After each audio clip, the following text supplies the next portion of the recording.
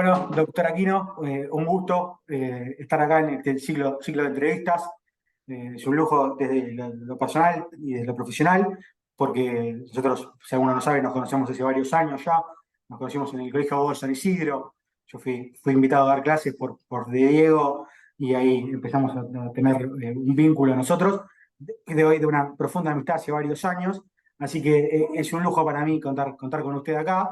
Del CV no voy a extenderme demasiado porque estaríamos mucho tiempo. Solo voy a decir que es abogado egresado de la Universidad de El Salvador, doctor en Derecho por UMSA, profesor en un montón de universidades, tanto de grado como posgrado, en la UBA, San Andrés, la Austral y la UCE, donde fue profesor mío, UCASA y un montón de lugares más, pero lo pueden googlear, lo van a encontrar.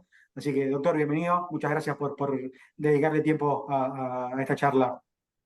Amigo Nahuel, muchas gracias. El honor es mío y es muy lindo lo que estás haciendo, una gran labor, porque entrevistar personas, colegas y también no colegas, si alguna vez se da así, es muy importante comunitariamente, para que podamos dialogar de una manera respetuosa y pluralista. Así que muchas gracias por permitirme estar acá.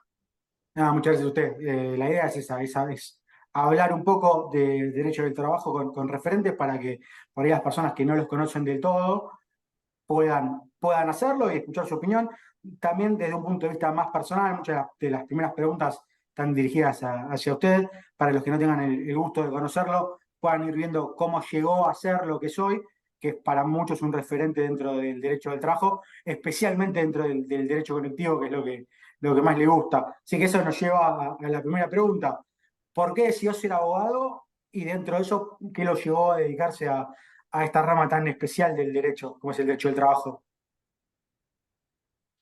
Bueno, eso me retrotrae a décadas y décadas atrás. Yo estaba en el colegio secundario y la profesora que teníamos en instrucción cívica y derecho democrático, que eran dos materias muy importantes por aquella época, una de las profesoras me dijo: Claudio, me parece que vos tenés un muy buen futuro como profesional del derecho, porque sabés estudiar, te gusta investigar y te gusta comunicar. Y bueno, me quedó eso en la cabeza. Yo tenía, ponele, 15, 16 años. Y cuando terminé el bachillerato, después empecé en la Facultad de El Salvador un año que era el ingreso. ¿eh? Y bueno, que es que me gusta. Pero yo te voy a decir algo, y les voy a decir algo. Me gusta mucho más la ciencia jurídica que especialmente el ejercicio profesional. Y eso tiene una buena cara y una cara no tan buena, pero es la verdad. Yo no soy un amante de los litigios. Sí soy un amante del diálogo social para alcanzar acuerdos conciliatorios, arbitrajes y equilibrar a los actores sociales.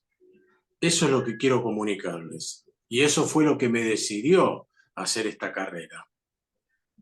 Perfecto. Y dentro del derecho del trabajo, ¿cómo llegó? ¿Cómo un joven que se recibe de la facultad termina siendo laboralista? ¿Qué lo llevó a esto? Bueno, yo te voy a decir que siempre me gustó mucho y me sigue gustando el derecho civil y algunos aspectos comerciales también, de sociedades y contratos. Pero cuando empecé a darme cuenta que el laboralismo y el derecho del trabajo está atravesado por lo social, yo pensé que en ese rubro, en ese tópico, iba a encontrar mayor conjugación con mis principios y mis valores, con mis aciertos y mis errores. Y empecé a ver el mundo gremial, el mundo de los trabajadores y también el empresario. Y traté de ser útil, y creo que lo sigo haciendo ahora, para buscar equilibrios entre ambos territorios. Y eso encontré en el derecho del trabajo esa visibilidad eminentemente social. Por eso lo elegí y por eso lo sigo haciendo todavía. Bueno, usted decía al principio que le interesaba mucho la ciencia jurídica y usted es un destacado doctrinario, como dije, da clases de grado y posgrado en un montón de lugares, eh, incluso a lo largo del país. ¿Qué lo llevó a dedicarse a eso, a dedicarse mucho a la docencia o a la vida académica? De hecho, tuvimos hasta la pandemia tuvimos una publicación periódica en la ley comentando jurisprudencia de la Cámara. Eh, Estando tan ocupado, ¿qué lo llevó a dedicarse a eso? Bueno, porque la docencia tiene que ver con la capacidad de comunicarse. Y yo siempre digo que el docente no solamente enseña, sino que cuando lo hace aprende, intercambia opiniones. Y como uno tiene ese interés de investigación y de saber aprender a convivir en la discrepancia de las ideas, con respeto, bueno, uno se dedica a la docencia, porque la docencia nos obliga a la pluralidad. Estamos frente a alumnos, hoy, desde hace unos años, con el tema de los canales virtuales, pero presencialmente ni qué hablar, uno puede observar los ojos, las actitudes, los lenguajes corporales de los llamados alumnos, sean colegas o no sean colegas.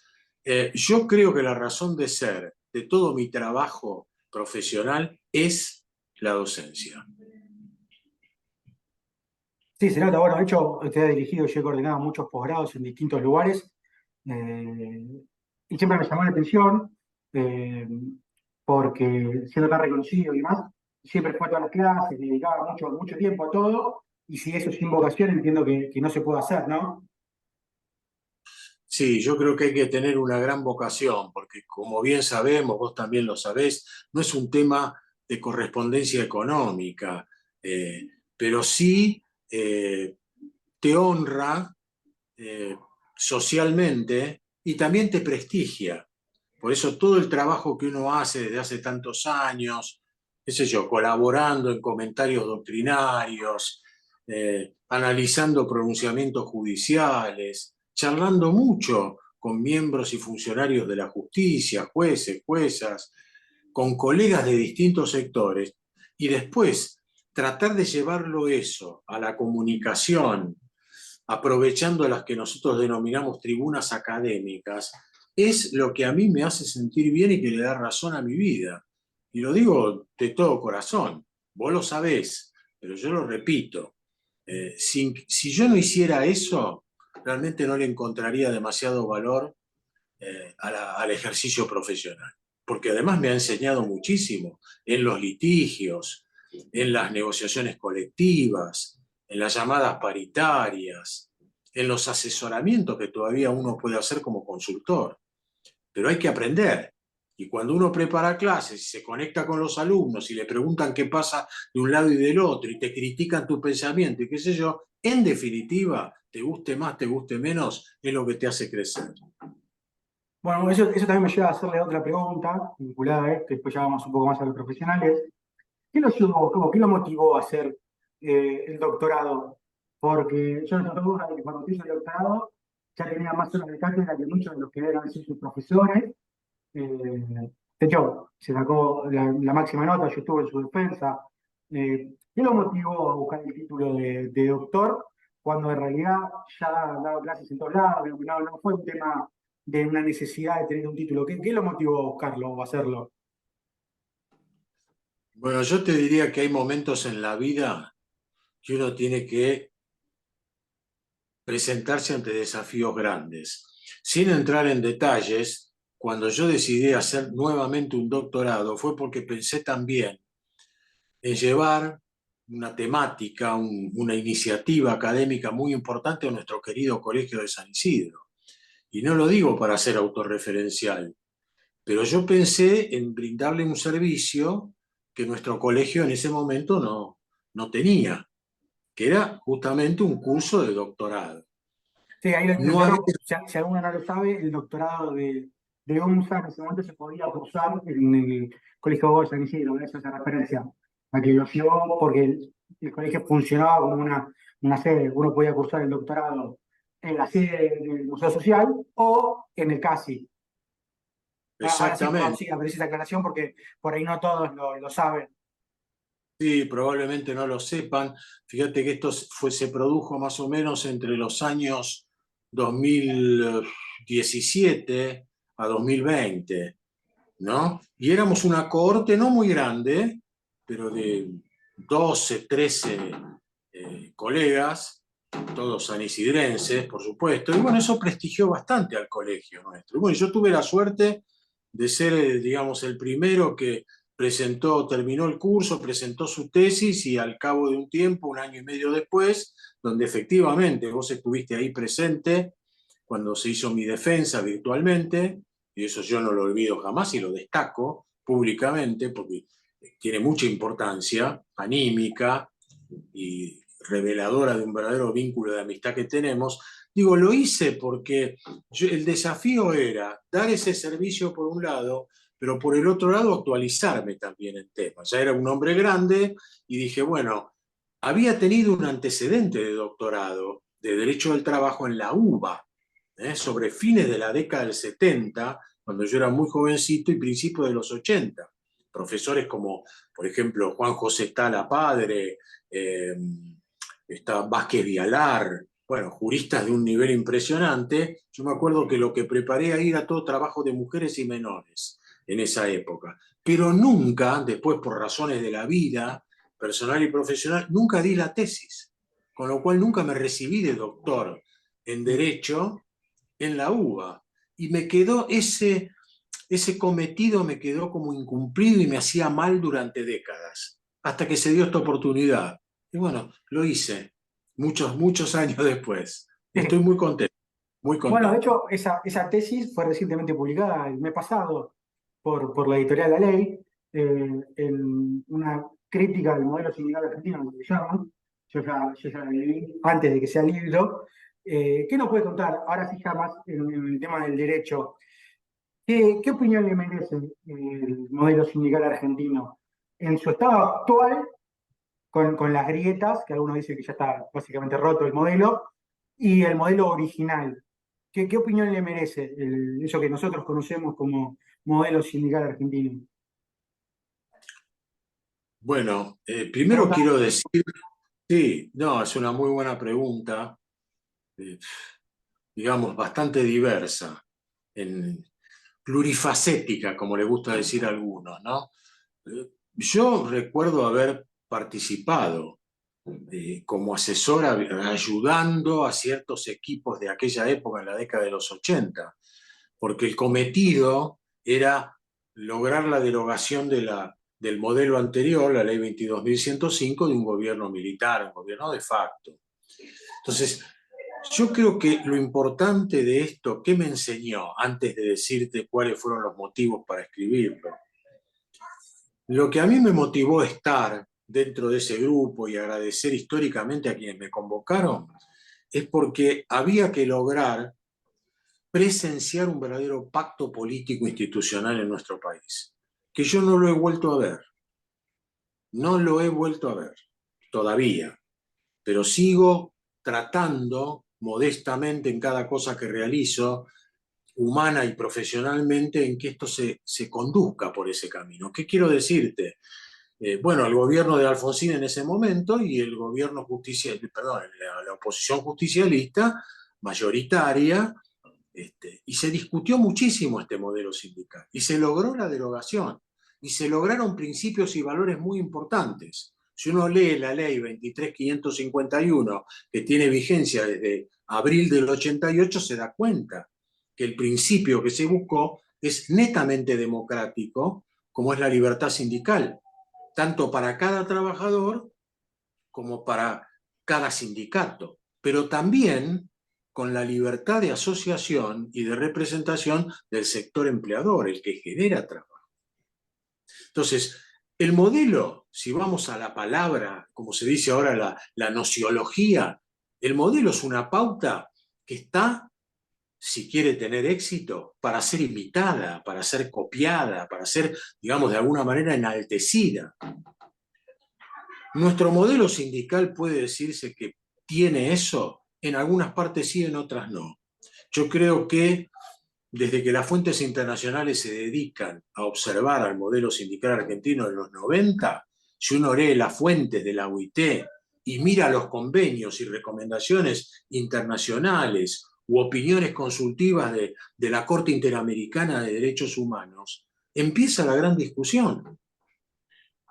Es decir, nuestro modelo tiene reconocido exclusivas facultades o atribuciones para los sindicatos más poderosos, los que tienen personería gremial, y otros los simplemente inscriptos. Y acá viene una discusión en ciertos puntos de la legislación nacional. Y aclaro esto porque yo nunca voy a estar en contra del sindicalismo argentino, que es ejemplificador en muchísimos aspectos y es uno de los grandes referentes sociales en una comunidad nacional y mundial. Por lo tanto, lo que uno critica es cuando le pega de cara por quebrantamiento o lesión del principio de libertad sindical para trabajadores y para ciertos tipos sindicales. Entonces, por eso, sin entrar en tantos detalles, yo digo que se hizo una construcción hasta ahora de nuevas edificaciones del modelo sindical, mucho más por una labor judicial, tantas veces criticada, que por los otros poderes públicos, es decir, los ejecutivos y los parlamentarios. Yo creo que por ese camino deberíamos transitar. Hay artículos que vos también conocés, mucha gente conoce y otros no, pero que se han declarado inconstitucionales por la justicia argentina y lo han hecho muy bien. Eso es lo que a mí me llevó a hacer esta tesis doctoral, que no fue fácil que fuera admitida, y esta es otra gran confesión, mucho menos lograr que se publicara, cosa que tengo una gratitud especial para la editorial La Ley y a mi amigo Fulvio Santarelli. Porque es un tema polémico, es un tema muy problemático, pero yo quiero dejar aclarado una vez más, yo soy asesor de sindicatos también, incluso me he criado profesionalmente con muchos gremios. Pero por el otro lado he asesorado y sigo asesorando como consultor pymes, con lo cual estoy obligado, y además como docente, como te decía, a juntar este equilibrio. Eso fue lo que me motivó, destacar el derecho vernáculo y su compatibilidad con el derecho de las fuentes internacionales. En un sistema republicano y democrático, Estado de Derecho. Eso es así como lo titulé, y eso es lo que intenté escribir. Bueno, eso lo pueden encontrar en la editorial del libro, también está el libro físico, yo lo tengo, pero también es de descarga gratuita, y eso también es algo muy interesante, porque es lo que contaba al principio de, no hay un fin de lucro, usted podría haber vendido los libros, y sin embargo decidió que sea libre para descarga, para que la gente que le interese lo pueda leer, eso también es algo para destacar, me parece, eso ahí no le hago una pregunta, lo digo yo a título personal. Eh, y esto, usted hizo referencia recién al tema de las discusiones de modelo, y acá voy a pegar del vínculo que tenemos. Yo sé que hace algunos años lo he contactado de diversos espacios políticos dentro de lo que nos pueda contar. ¿Qué le parece que tendría que pasar con el modelo en el futuro? Hoy que se habla de muchos proyectos de reforma y demás. ¿Qué le parecería a usted que tendría que pasar con el modelo? eh, Obviamente con alguna reforma. Primero, ¿qué le parece que tendría que pasar? Y segundo, en estos Unidos, si le parece que eso es viable en un país como el nuestro, con problemas que van más allá del jurídico, como lo social, lo económico. ¿Le parece viable que se modifique o no? Yo lo veo difícil que se logren consensos para hacer estas modificaciones.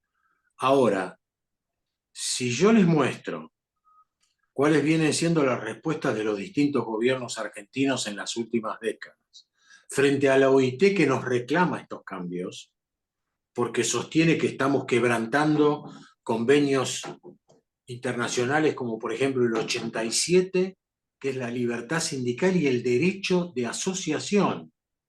O sea, la libertad de cada trabajador de elegir el sindicato del cual quiere formar parte o para constituirlo.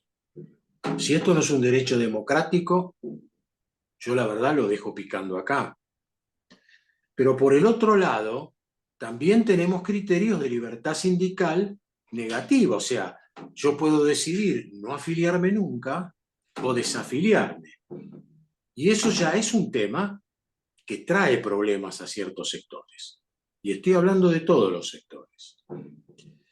Ahora, hay otros temas que necesariamente, si buscamos sacar del mero relato la declaración de llegar a los principios de justicia social mediante caminos de diálogo social, y tenemos una negociación colectiva con los cometidos esencialmente sociales que tienen, esto es, identificar problemáticas que abarcan tanto al sector de los trabajadores como al sector empleador, y hay que encontrarle además soluciones. Miren, para aquellos que son profesionales del derecho, miren un artículo, el 31 de la ley 23.551, en los incisos C y D. Y miremos si es que la interpretación literal tiene la importancia que constitucionalmente se le da, y nos vamos a dar cuenta que estos son dos grandes finalidades.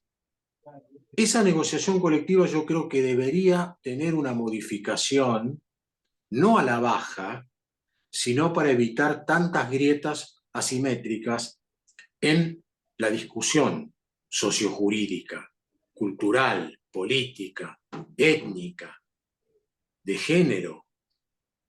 Y en eso yo creo que, sin perjuicio de darle un derecho prioritario a los sindicatos más poderosos, porque son los que concentran la mayor cantidad de afiliados aportantes, como lo define también el modelo, bueno, sin perjuicio de eso, en cada unidad, o por lo menos en ciertas actividades, deberíamos comenzar a pensar en tener participaciones proporcionales de las minorías que representan a sindicatos simplemente inscriptos. Que cuando uno habla de minorías, cuidado, debe destacar que casi la otra mitad del universo gremial de nuestro país son sindicatos simplemente inscriptos. Voy a agregar esto, porque no es la primera vez que lo digo. Desde luego que una de las grandes controversias es, ¿y qué? ¿Le vamos a abrir el terreno, en ese caso, a ciertos sectores de la política que no se corresponden con el ánimo de dialogar? Mi respuesta, en base a las experiencias, es que ese es un error. Porque hay mucha gente que no necesariamente tiene que tener una determinada ideología política, pero que como trabajador o trabajador requiere esto y lo pide. Ahora voy a lo que me preguntaste, que a veces uno no quiere responder. Muchos sectores políticos, y nuevamente ahora que estamos al borde de un nuevo gobierno, sea cual sea, y de elecciones, nos consultan sobre esos temas. Y la consulta la hacen sindicatos de una tipología o de la otra, con o sin personalidad gremial, y de cámaras empresarias.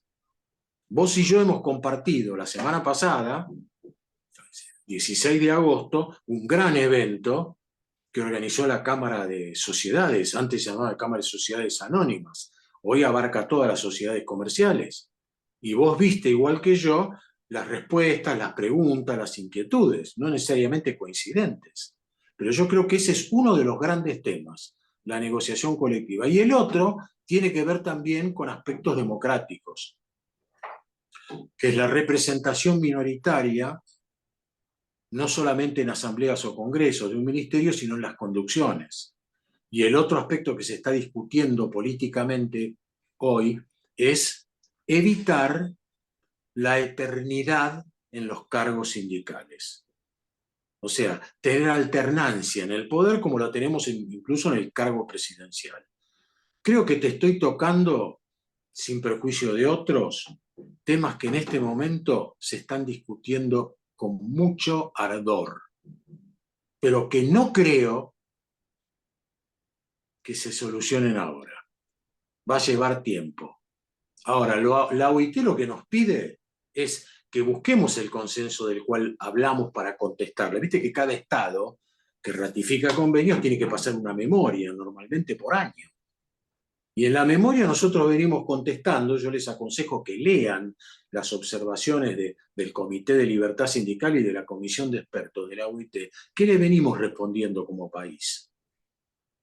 Y lo que le contestamos es que necesitamos de hacer un consenso entre los grandes actores sociales. Ahora, la pregunta es, y la crítica también, radica en que ¿cuándo vamos a empezar a intentar realizar ese consenso? Este es el problema. Una cosa es decir, es muy difícil, y otra cosa es evitar dar siquiera un mínimo primer paso. Bueno, creo que con esto, Sí, perfecto. perdón. Tenemos una que nos queda muy poco tiempo, voy a hacer la última pregunta, que nos quedan 4 minutos, es, ¿qué consejo le daría a un joven que está empezando a incursionar en el derecho del trabajo, un estudiante o un abogado que se recibió hace poco y quiere dedicarse a esta rama? ¿Qué consejo le daría con tanta experiencia que, un poco, como usted dijo, cargos muy importantes, incluso en la redacción de leyes? También usted no lo va a decir, pero uno de los temas que comentó hace poco, un fallo muy relevante de la Corte Suprema, y yo sé que asesoró a uno al que ganó justamente eh, sobre el tema de la democracia sindical, el incumplimiento de la transmisión de los padres. Eso por ahí no lo voy a decir, pero yo sí lo digo. ¿Qué consejo le daría a alguien que tiene interés en dedicarse a esta rama? Bueno, te voy a responder a las dos cosas. Con respecto a la primera, es un caso muy importante de un sindicato también muy relevante en una actividad medular para todo el país, que es la actividad de custodio de la seguridad, uno de los grandes valores constitucionales, junto a la educación, por ejemplo, ¿verdad? La seguridad, ni que hablar de lo que está jugando ese valor en este contexto. Seguridad, inseguridad, y cómo eso nos ataca y nos preocupa de una manera muy, muy preocupante. Preocupa de manera preocupante. Yo me tocó intervenir y debo felicitar nuevamente a la justicia, tanto una sala de la Cámara Nacional de Apelaciones del Trabajo cuanto a la Corte Suprema, cuando define la importancia de la democracia interna en todo sindicato, sea como se llame y sea del carácter o tipología que sea. ¿Qué quiero decir con esto? El proceso electoral. Los procesos electorales deben estar muy bien fundados, operativa y funcionalmente muy bien realizados, y deben tener esta limitación en los mandatos, con alternancia en el poder. No es el caso específico que yo asesoré, la alternancia, pero sí que por falta de decisiones administrativas quedaron autoridades sindicales desde el año 2018 hasta acá, más allá de que en el medio se judicializaron varios conflictos, ¿no? Hoy en día, el que tiene que terminar de decidir con la designación de un delegado electoral, así se llama, como lo dijo muy bien la Corte, es la cartera laboral. Yo espero, y los trabajadores de ese sector y de todo el país, creo, están esperando una definición acorde con estas necesidades. Y en segundo lugar, a un colega o a un estudiante de Derecho, yo lo que le digo es, primero, que respete la libertad de expresión; segundo, que se acostumbre a dialogar con distintas opiniones; que respete al prójimo sobremanera cuando piensa distinto; y que tenga la generosidad de estudiar y, si es posible, de transformarse de alguna manera en un docente, que es la manera clásica de devolver lo que uno pudo haber recibido. No, perfecto. Bueno, de hecho, usted es una muestra de eso porque nosotros no coincidimos de todo en las críticas al modelo, y sin embargo somos muy amigos, escribimos juntos. eh, Muchas noches hemos estado discutiendo en asados y demás temas del modelo, y sin embargo somos amigos, por lo cual una cosa no quita la otra de ninguna manera. Por supuesto, pero es que además yo siempre te presto mucha atención. Claro que hemos escrito artículos y Dios mediante vamos a hacerlo mucho más. Estamos preparando un nuevo libro, ¿eh? Donde estamos convocando a muchos autores y autoras, y esperemos llevarlo a cabo. Porque, Ojalá. bueno, es nuestra... Bueno, Ojalá. ya nos quedamos sin tiempo, así que, doctor, le agradezco mucho el tiempo que nos dedicó, y de nuevo, siempre es un gusto para mí hablar con usted.